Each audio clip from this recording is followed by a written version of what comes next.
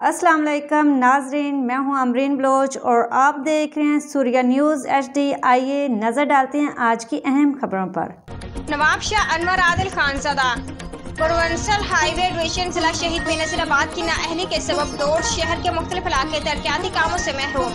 मनपसंद मकामात पर बगैर मंजूरी काम जारी। तफसीलात के मुताबिक महकमा works and services professional highway division जिला शहीद बेनज़ीराबाद की जानिब से शहर के मुख्तलिफ इलाकों गरीबाबाद, मलवक कॉलोनी, रजा आबाद, मॉडल कॉलोनी, नज़ीर अहमद कॉम्बो, लतीफ़ आबाद, शाहिद इकबाल खानज़ादा गली, बलोच मोहल्ला, अली आबाद, हुसैन आबाद, उस्मान कॉलोनी, अली टाउन और नूर सिटी समेत शहर के दीगर इलाकों को सड़कें और गलियां प्योर ब्लॉक के जरिए पुख्ता करने के तरक्याती कामों में नजरअंदाज कर दिया गया है। मॉडल कॉलोनी रजाबाद के मुताबिक गलियां अभी तक प्योर ब्लॉक के जरिए पुख्ता नहीं की गई हैं, जबकि शहर के दीगर इलाकों को मुकम्मल तौर पर नजरअंदाज कर दिया गया है, जिसकी वजह से शहर को शदीद परेशानी का सामना है।